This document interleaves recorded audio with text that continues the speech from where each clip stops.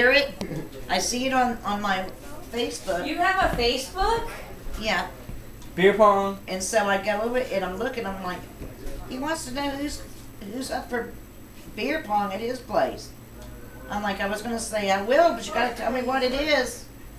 It's 6 cups. 6 I gotta add you on cups. Facebook. Is it like I'm a playing beer pong quarters? master. Yeah. No.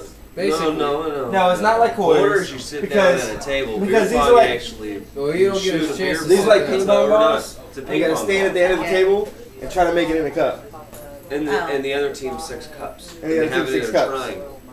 Two, or say one person's on this side with 6 cups. One person's on that side with 6 cups.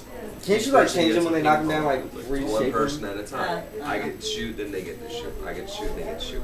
There's different rules. If you bounce it and you get it into the cup, they have to drink 2 cups. But with the bounce, you can slap the ball.